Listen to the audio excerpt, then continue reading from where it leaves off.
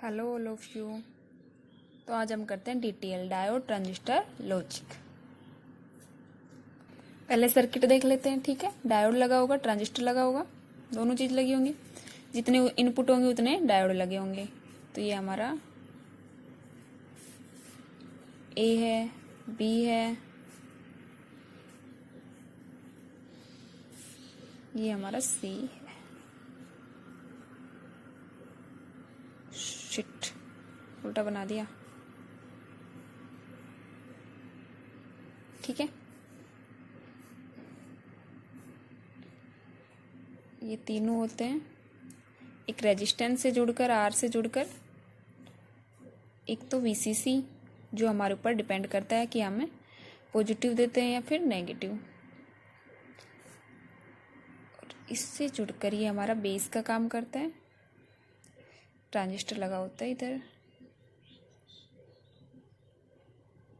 ये हमारा एमीटर है, इससे आर एक रेजिस्टेंस लगा होता है और इसको ग्राउंड रखा जाता है।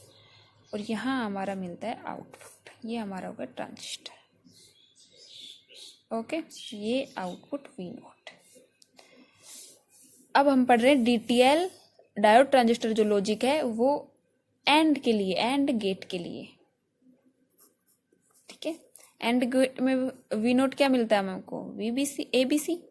ठीक है, यहाँ हमारा V1 है, V2 है, V3 इनपुट।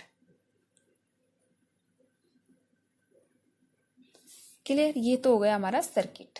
अब वर्किंग किस तरीके से करता है ये और देख लेते हैं। ठीक है, एक चीज देखी तुमने, कॉमन एमीटर यूज कर रहे हैं ट्रांजिस्टर। ध्यान रखना, कॉमन एमीटर ट्रांजिस्टर यूज हमें कर रहे हैं। इसको कॉमन पे रखा गया, कॉमन एमीटर ट्रांजिस्टर। इसको तभी तो आर ही लिया गया है, एमीटर का रेजिस्टेंस है। अब इसमें भी वही दो केस बनेंगे जो हमने एंड गेट में पढ़े थे। फर्स्ट केस लेके चलते हैं, जब वी नोट है निम्न वोल्ट था और V1 हाई वोल्ट था। तो फर्स्ट केस हमारा जब परिपथ में वी नोट स्तर पर हो, मतलब निम्न स्तर पर हो, इनपुट वी नोट हो। ठीक है, तो हमें इस कंडीशन में जो डायोड हमारा कंडक्टिंग स्टेट में होगा,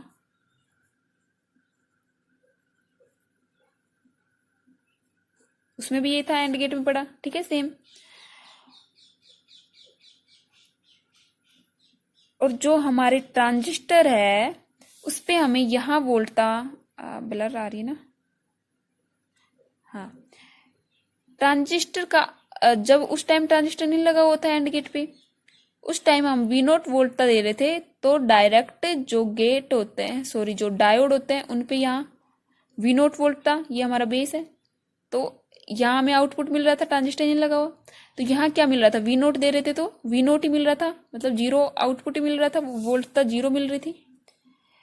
तो इस कंडीशन में अगर हमारा बेस जीरो हो, बेस जीरो होने का मतलब ये हमारा ट्रांजिस्टर है जो कट ऑफ रीजन में चला जाएगा। ध्यान है, उसमें सर्किट को ओपन किया था, इनपुट कुछ नहीं दिया था। ठीक है, कुछ नहीं दिया था, इसका मतलब क्या था? जीरो पोजीशन पे था। जीरो पोजीशन पे होने की वजह से ये हमारा ट्रांजिस्टर है, कट ऑफ है। बेस वोल्ट था, या लिख लेते हैं बेस वोल्टेज हमें जीरो मिलेगी। बेस वोल्टेज जीरो होने के कारण जो ट्रांजिस्टर है कट ऑफ रीजन में चला जाएगा। ट्रांजिस्टर कट ऑफ रीजन में चला जाएगा, इसका मतलब हमें जो आउटपुट में वोल्टता मिलेगी वो शून्य पर ही होगी। जो आउटपुट वोल्टेज मिलेगी वो हमारी जीरो ही मिलेगी। क्लियर? ये तो थी हमारी केस 1 की कहानी। ये भी ध्यान रखना, यहां डायोड फॉरवर्ड बायस में काम कर रहा था, डायोड तक। ठीक है, डायोड फॉरवर्ड बायस में काम कर रहा था। क्लियर यहां तक? सेकंड केस हम देखें, अगर इनपुट वोल्टेज हाई हो, V1 दे, इस कंडीशन में जो डायोड होंगे वो तो रिवर्स बायस में होंगे। और नॉन कंडक्टिंग स्टेट में होगा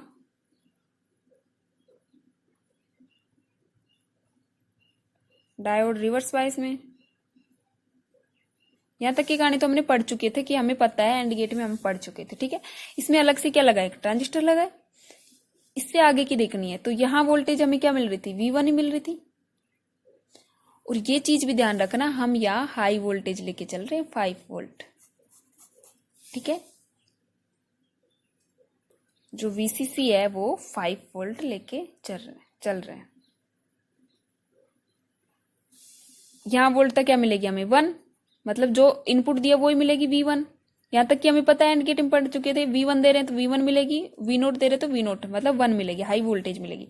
हाई वोल्टेज का मतलब क्या है, 5 वोल्ट दे रहे हैं हम, हाई वोल्टेज का मतलब यहाँ हम 5 वोल्ट कर रखे हमने, ठीक है। तो इस रीजन में जो हमारा ट्रांजिस्टर है वो ट्रांजिस्टर सैचुरेशन रीजन में चला जाएगा।